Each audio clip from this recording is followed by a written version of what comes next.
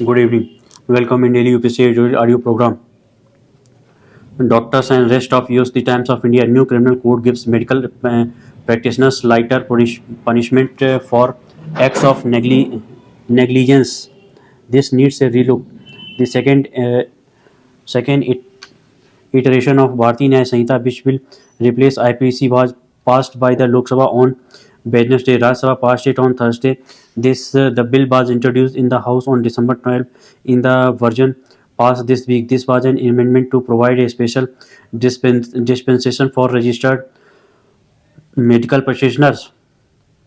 Registered medical practitioners lightly penalty for negligence in clause 106 of BNS death caused by a rush or negligent act can lead to a jail term of up to 5 years and also a fine. However, in the case of medical negligence, the quantum of punishment has been diluted to a maximum of 2 years and a fine. Doctor asked for it. Speaking on the bill, Home Minister Amit Shah said the amendment was introduced following a request from the Indian Medical Association.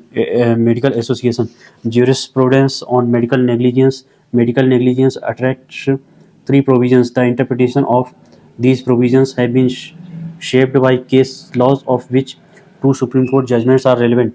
Higher threshold case laws have provided medical practitioners with layers of protection from flimsy charge of negligence. The landmark case here, Jacob Matthew versus State of Punjab, drew a distinction between occupational negligence and professional negligence. It said that neither a simple lack of care nor an error of judgment is proof of negligence. These principles were reiterated in another apex court judgment 2 months ago. This verdict said to hold a medical practitioner liable for negligence. A higher threshold must be met. Domain expertise needed. Doctors were given protection from even filing of cases and on account of a specialization involved in medical procedures. For example, a private complaint cannot be entertained unless until a complainant's case is backed by the opinion of a qualified doctor. If the complaint gets past this stage, even the investigating officer need to get a separate medical opinion. Even arrest or the exception rather than the rule.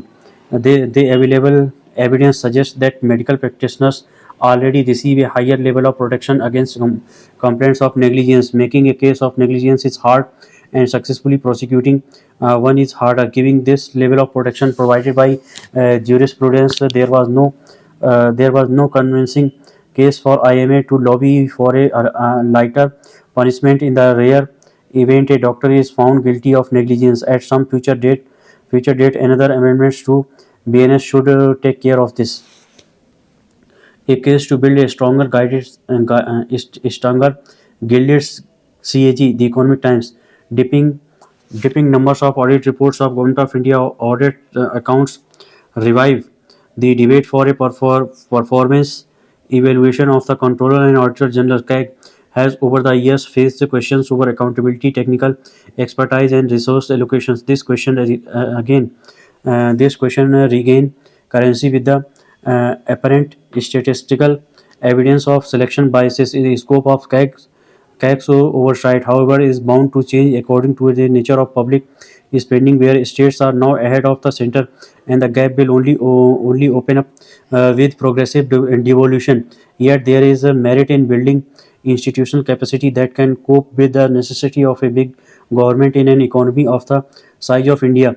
The principal area of reform would be auditing digital expenditure. Government of India is pushing digital transactions that are inherently more traceable than physical ones and offer clearer policy solutions through data analytics.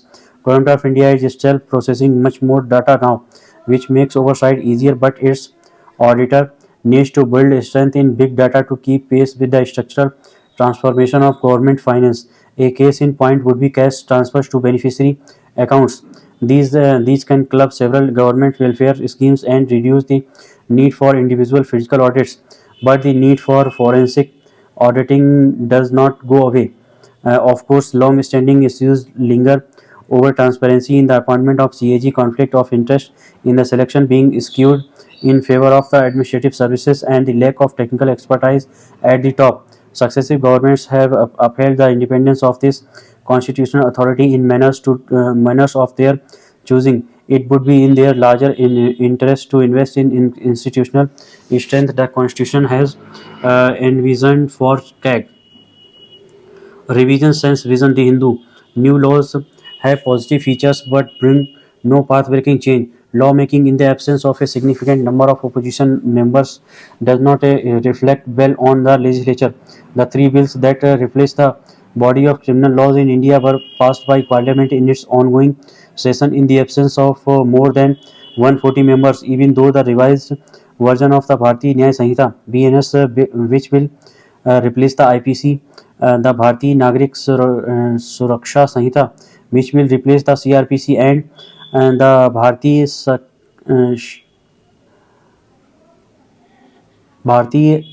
Sakshya Bill instead of the Evidence Act were introduced after scrutiny by the Parliamentary Standing Committee. They will require legislative deliberations in the full chambers, given their implications for the entire country. Many concerned that the bill gave rise to could not be raised in Parliament as a result. A conspicuous aspect of the new code is that bearing reordering of the sanctions, much of the language and contents of the original laws has been retained. However, Union Home Minister Amit Shah claimed that the colonial imprint of the IPC, CRPC, and the Evidence Act has been replaced by a purely Indian legal framework may not be correct, as the new codes do not envisage any path-breaking change in the way the country is policed. Crimes are investigated and protected trails are conducted. The improvements in the BNS include the removal of the outdated sedition section as exciting the disaffection against the government or bringing it into hatred and contempt. Contempt is no more an offense than and the introduction of mob lynching, including hate crimes such as causing death or grievance hurt on the ground of a person's race, caste, sex, community, sex, language, and place of birth as a separate offense. Another positive feature is the government ignoring the panel's recommendation to bring back adultery, struck down by the Supreme Court as a gender-neutral offense. However, it is questionable whether terrorism should have been included in the general penal law when it is punishable under social legislation. Grave charges such as terrorism should not be lightly invoked. On the procedural side, some welcome feature are the provision for FIRs to be registered by a police officer irrespective of where an offence took place, and the boost sought to be given to use of forensics in investigation and videography of searches and seizure.